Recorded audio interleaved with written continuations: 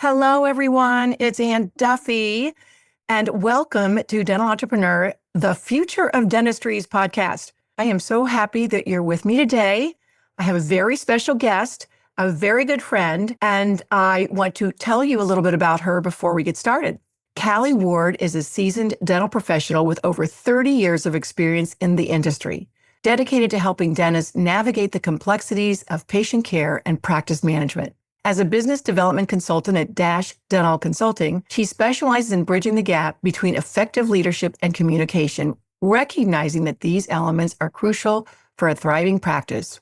In today's fast-paced dental environment, many practitioners struggle to balance exceptional patient experiences with the business of running a successful practice. Amen, sister.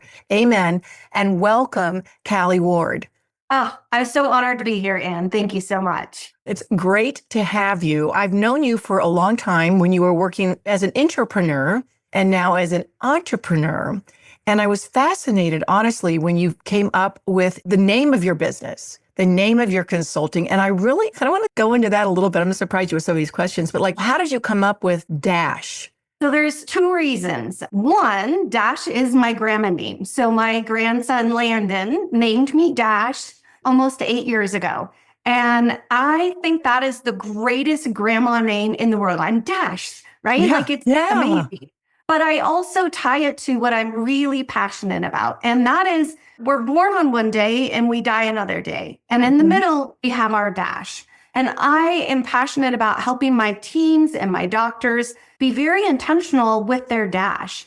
It's really important to me that everybody feels great at the end of a workday and that it's repeatable and excitable. And to do that, we have to be conscious, right? We have to be intentional.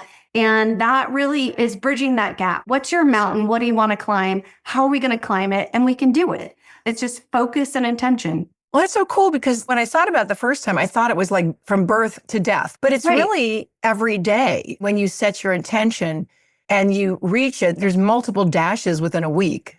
For me, it's really the intentionality of, am I filling my cup? Do I feel great at the end of the day? Am I energized by what I do on the daily? There's so much negativity in our world, and there's so much negativity, people saying, oh, you don't want to be a dentist and you don't want to go into business and team's terrible. And I challenge that because I think with intentional leadership, with intentional challenging of ourselves, identifying what our goals are, communicating that. Communication is a huge piece of it, that we can find that happiness. It's not going to be overnight, and anything worth having is worth working towards, right? A perfect practice just doesn't fall in your lap. It's something that we have to craft and be intentional with. And it's loving on your team. It's taking great care of them so that they can take great care of your patients and feeling like we're appreciated and acknowledged. Yes, that is so beautiful to hear. And I love that that is not only well said, but also I feel that is trending in dentistry. And you and I both know that this starts with culture.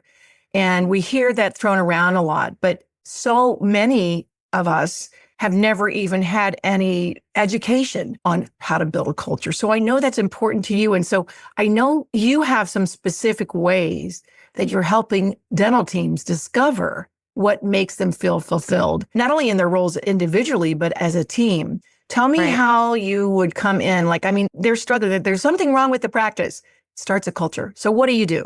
Having been a team member for 25 years, for doctors that didn't necessarily grow me, right? My education was, I love Jennifer D. St. George. I had a cassette tape package, this big old pack of cassette tapes from Jennifer D. St. George on how to answer a phone. And then I had some local district dental society meetings. And from that and that experience, I got a master's in education. I've left dentistry and come back.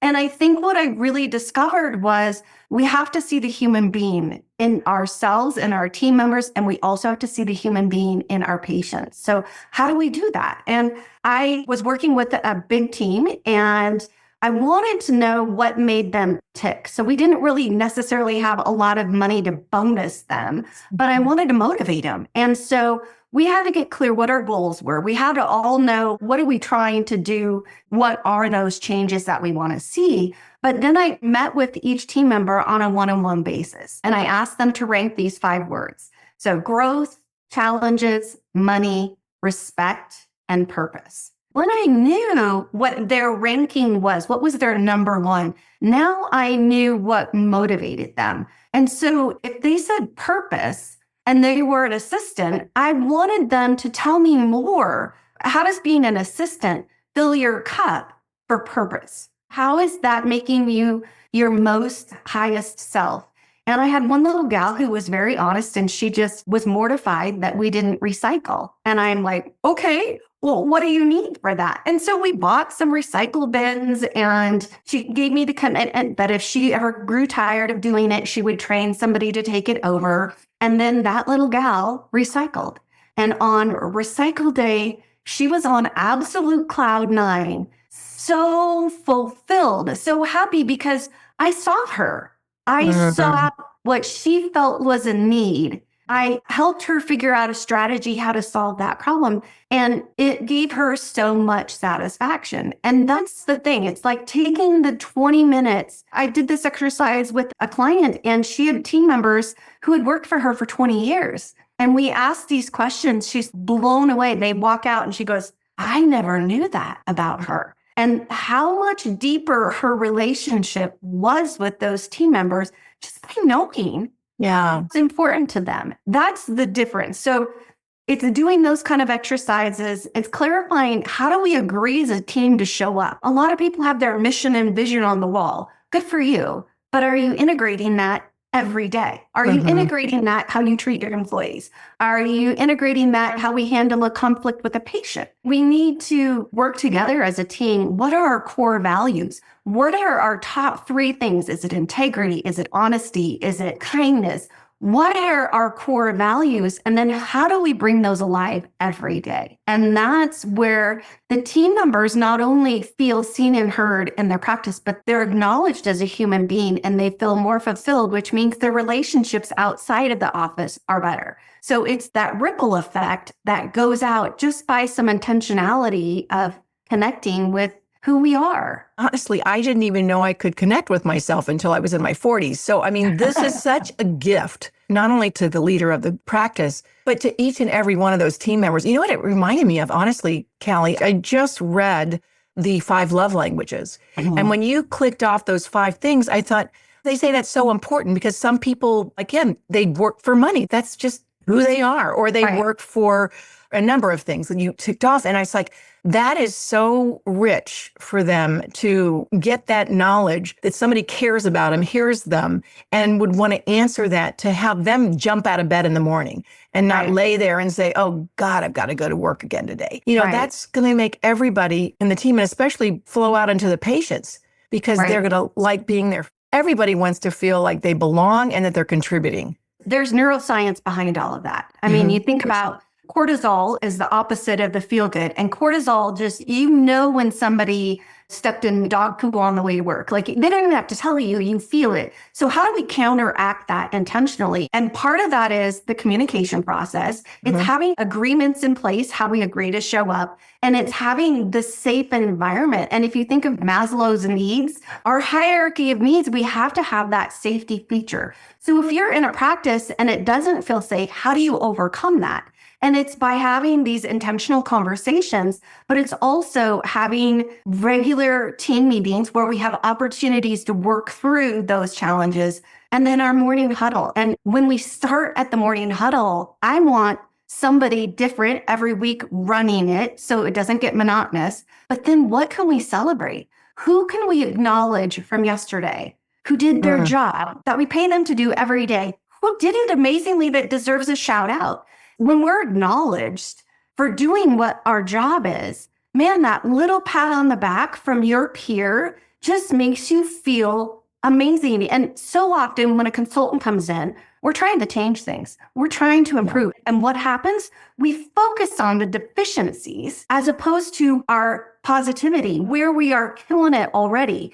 And just as do's, the answer's in the room. They know how to solve their problems. They just don't have the tools figured out how to communicate that and how to make it stick. And so my goal with working with teams is not to be the answer. It's to help extrapolate the answer from the team where they already feel an opportunity. And now they're more likely to do it and to follow through. And when we focus on the celebrations and we identify opportunities, they're more likely to see change. And keep the change, right? And keep Yeah. looking for ways to get better. I mean, it Yeah. reminds me of strengths, because the strength finders that we base do on, it's lean into your strengths and don't concentrate on fixing what doesn't work in your life. Right. It's funny because even the first edition, we had strengths finders in a dental office. I think it's valuable because you see who's good at what, and then let that person flourish in what they're good at, and let somebody that is good at something else flourish in what they're good at. And then you bring everybody together. Right. The other thing I love about what you're doing is holding them accountable. And how do you do that? Because I feel like a consultant is just not a one and done. Come in Right. and, give the spiel and then leave. So tell me, how does that work with your business? I love that you say spiel, because the doctor has a spiel every time they go to present treatment. And case acceptance is the same as what you're asking me here. How do I get the case acceptance with my teams? What's that buy-in, the accountability? And I think it's really helping them navigate who is their go-to person there in the practice. So who is our leader? If we don't have an office manager, how is the doctor at holding people accountable? And is that across the board? And they're very good usually with the back, because that's who they work integrally with.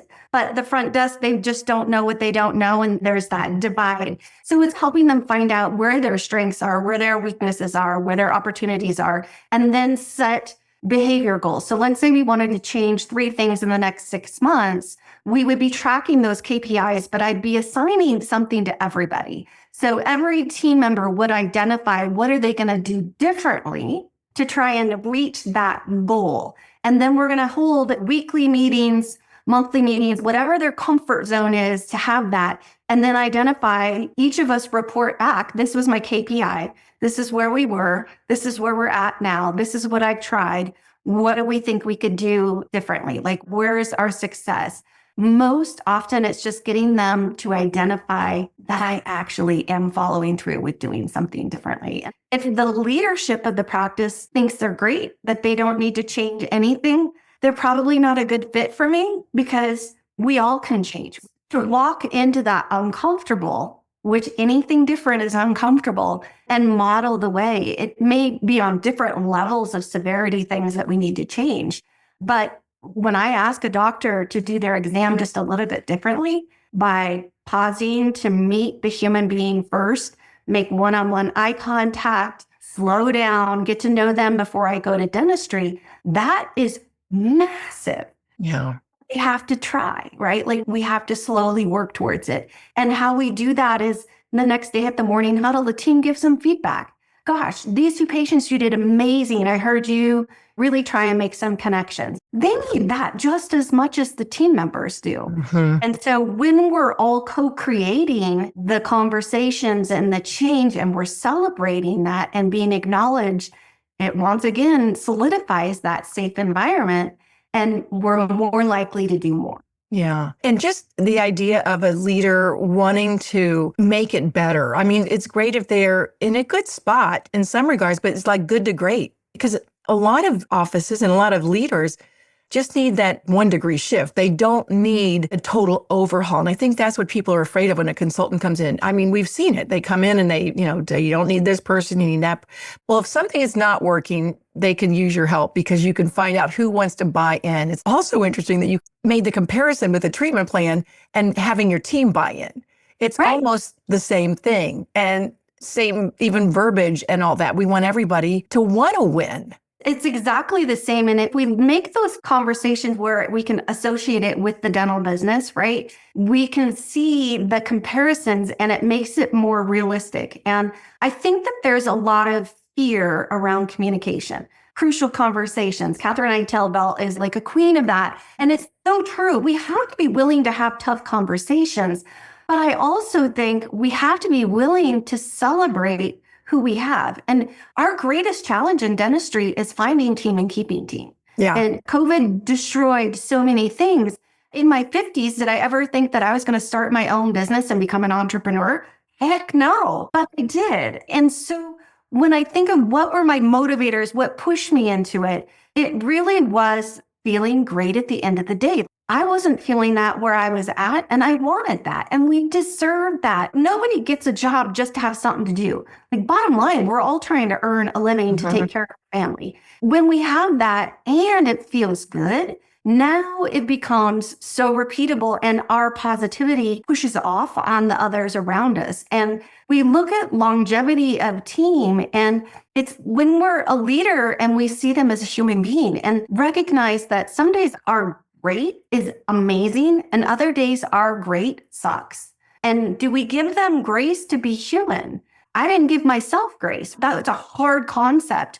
But when we're a team like that, and we've got clear goals, and we've got clear core values, and we've got communication and expectations that are open and a healthy communication piece, we tend to see people more engaged. The 20% that do 80% of the work, right? Like, we're really committed to feeling great at the end. Like, it's addicting to feel great at the end of the day. And how does the practice win? Like, the money follows all of that. But if you're going through a team and you don't know why they're leaving, and you're thinking it's just because I can't pay the salary that they want, wrong. Salary is important. Benefits are important. But how do we make them feel? You don't know how to see them as a human being first. That's where you just get some help of working through some exercise, working through core values together, and really being willing to hear some feedback. Hey, you're doing great here. I really love this about you. And I think we've got an opportunity here. And if we look at it as an opportunity and not a negative and not a personal attack, it becomes much more of a problem to solve than a roadblock. That's the human piece inside that I'm just so passionate about. The other thing is it's free to implement. It's not like it costs any money. You don't have to give everybody a Birkin bag if they had a good month. I mean, you have to understand each other. And that's the other thing. This kind of coaching and consulting helps you understand yourself and understand those around you. And it trickles on to each one of those employees. And that actually trickles out into their family life. Pretty much it's across the board. We have to learn how to work as a team in every aspect of our life and to recognize other people's gifts.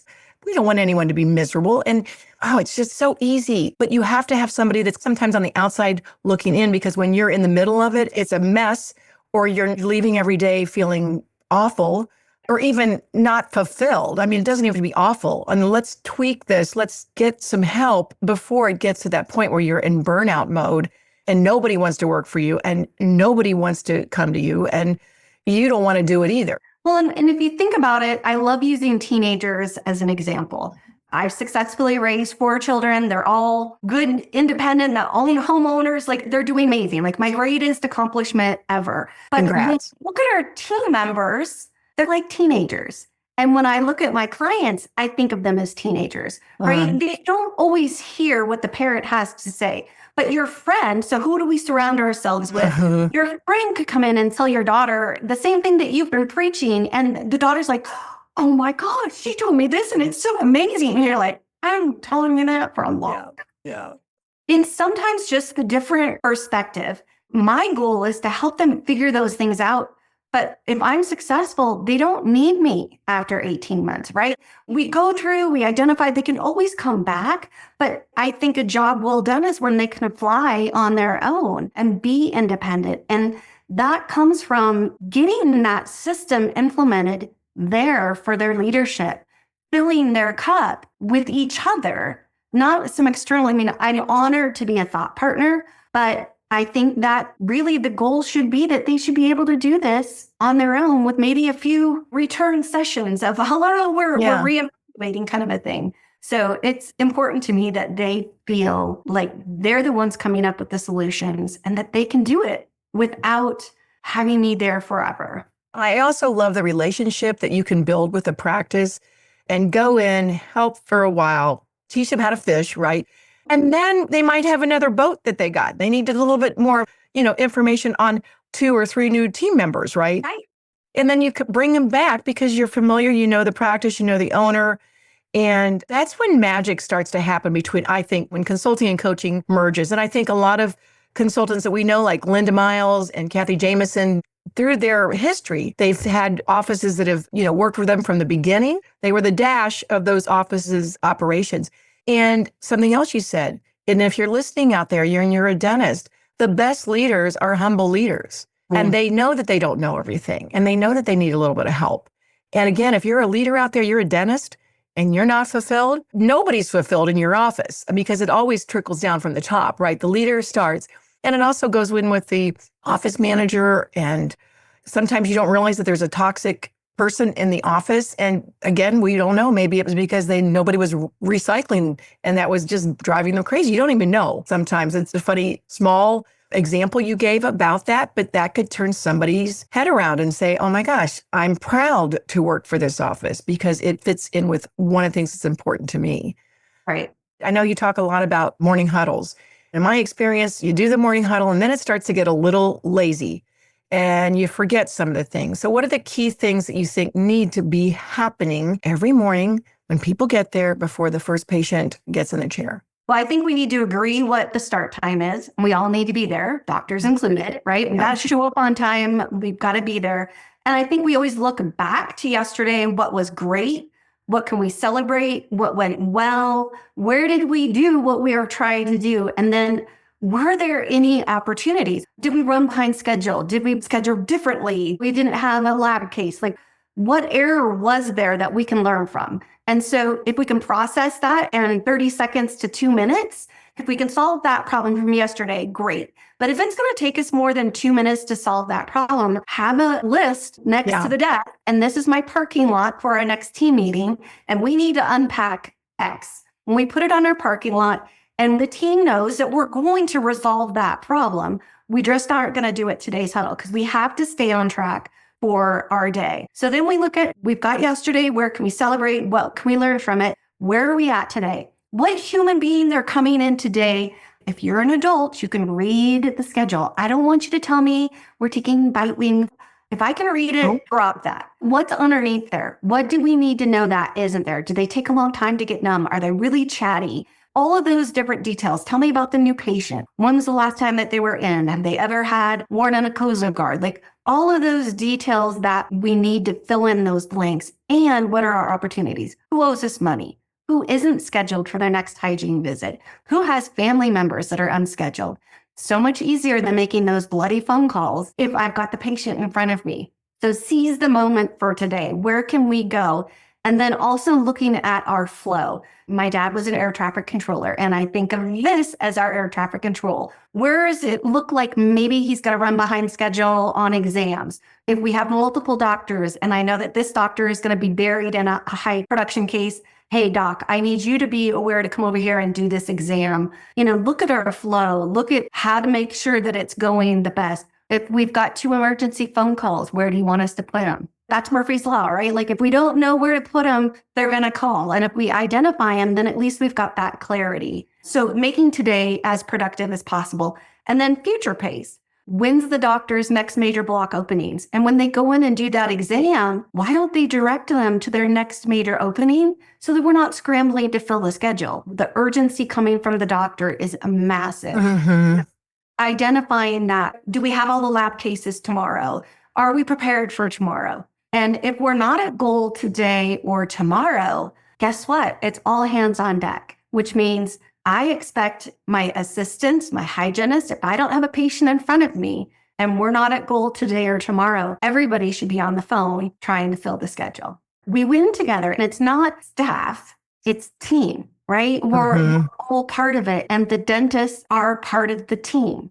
We all have to be in the trenches together. And that means if our production goal is $8,000 and we're at 6, and I could squeeze in a crown prep to get there, but maybe it's going to take 10 minutes of the doctor's lunch, they have to be willing to do that too, because they're the producer, right? Like they have to be just as committed to hitting the goal as the team is. And when we see that, we move forward. So huddles are just really important for safety, for conversations, for celebrations, for coming together. And I've got a lot of teams who say, well, I've got 2 different sets of teams. We've got a group that comes in at 7 in the morning and a group that comes in at 9. Handle that a couple of different ways. Have representatives, somebody from the morning huddle share what they did at the later huddle. or FaceTime in, or you record it. You just share the video. Like, we have technology that's amazing. That's kind of a lame excuse to get out of doing a huddle. But if we're showing up and we're going, all right, I've got 5 patients today and we're doing a trophy exam and we're going to do bite wings and Susie doesn't like fluoride, forget it. Yeah. That isn't engaging. And that's why I like to have different team members run the meeting. We need variety. Well, not only that, it gives everybody a chance to be a leader. And those are things that, that's a little push.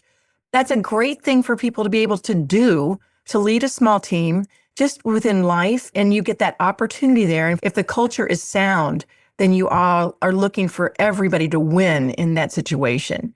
And it's wonderful when somebody like you comes in and gives them a blueprint. Again, tweak it just a little bit so that people are loving what they do. We want that. We want that for dentistry because they had been leaving in droves. I think we're putting a little turnaround on that now.